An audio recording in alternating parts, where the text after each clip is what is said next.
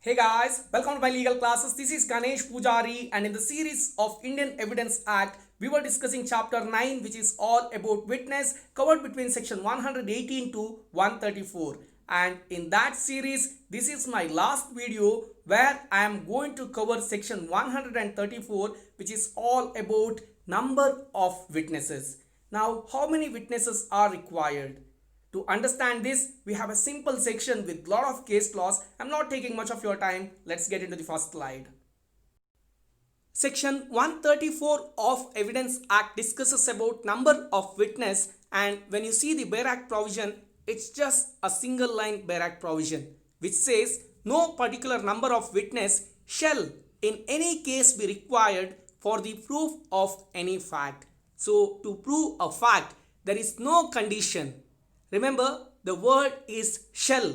So there is no condition as to a particular number of witnesses are required. It doesn't matter whether there was only one witness or multiple witnesses. So to prove a fact, there is no condition as to a particular number of witnesses or how many witnesses are required.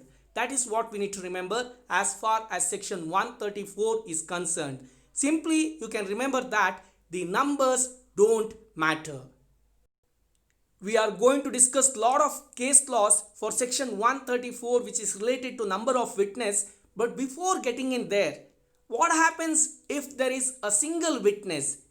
Can you rely upon such witness or not? That is the question we need to understand. And when we discuss about such question, we can divide a single witness into three different categories. The first one, those are the one whom we can completely rely upon or wholly reliable. The second one are wholly unreliable, and the last category is neither wholly reliable nor wholly unreliable. Now what happens with the first category? You ask several questions and you are getting very convincing answer for all your questions. There is no space where you are getting doubt upon the witness. In that case, you are completely relying upon that witness, and such witness is called as wholly reliable when it comes to single witness. And there are certain circumstances where you will easily understand that the witness is giving only false statements. He is lying. In that case, you cannot rely upon such witness, and that comes under category 2, which is wholly unreliable. In these two cases, it's very easy. In the first case, you are trusting the witness. In the second case, you are not trusting the witness, or the testimony given by the first category is right witness or valid witness, whereas the second category is not valid witness or testimony. But the third category is very risky. What happens here? They are neither wholly reliable nor wholly unreliable. You can't even trust them fully, but at the same time, you cannot ignore them also. In that case, what happens? You have to do a lot of corroboration of evidences. Only with corroboration, you can come to a conclusion. That is what we need to remember. With that, I am taking you to the case laws. The first case law that we are discussing here is Lakshmi Bai versus Bhagwant Bua.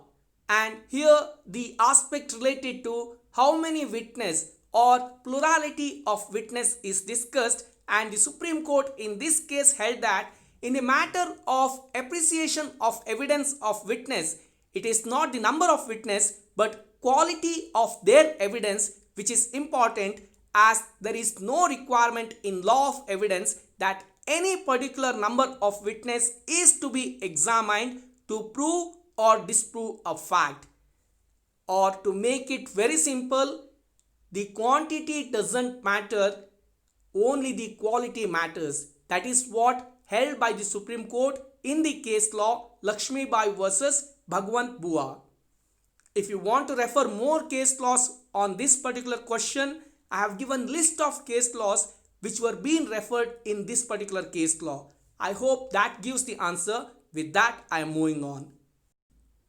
To continue the same discussion with quality versus quantity of evidence, it was held in State of UP versus Krishnapal case that it is the quality of the evidence and not the quantity of evidence which is required to be judged by the court to place credence on the statement. The credibility of the statement is depending upon the quality of the testimony or witness given and not the quantity of the evidence. That is what we need to understand from this case law. The third case law that I am discussing is Raja versus State, which is related to merit of statement. Here what happened?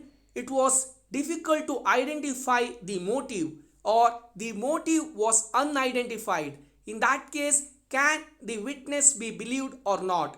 And it was held that if the witness is worthy of credence, or if it was believable witness, in that case it doesn't matter whether the motive is clear or not, or identified or not. That is what we need to understand. When the witness is clear, trustworthy, can be believed, in that case it doesn't matter whether the motive is clear or unclear, or the motive is identified or unidentified. That is what we need to understand from this particular case law.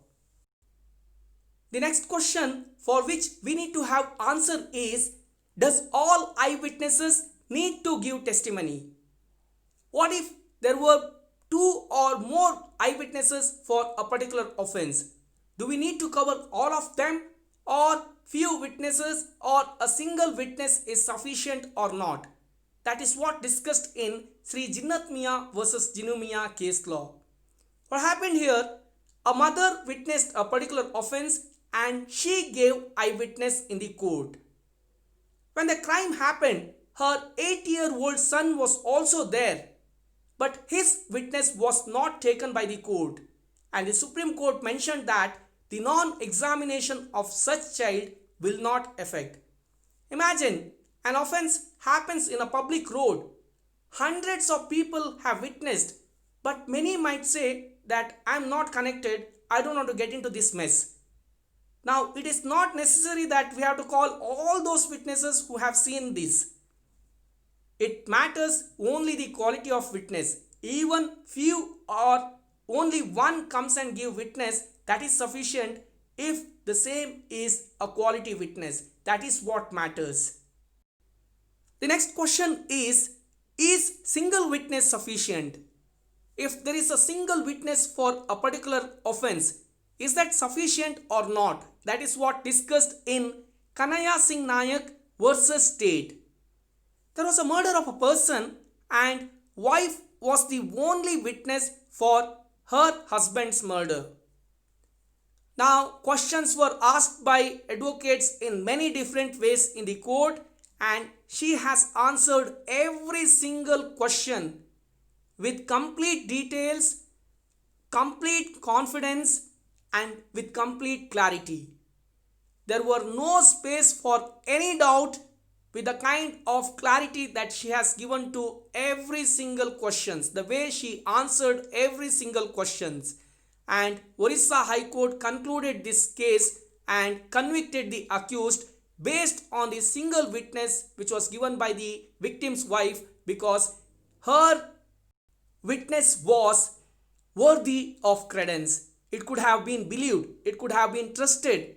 It was felt that she was 100% sure on what happened and she has witnessed it. So based on that single witness, they have concluded the case. That is how we need to see. It doesn't matter how many witnesses were there.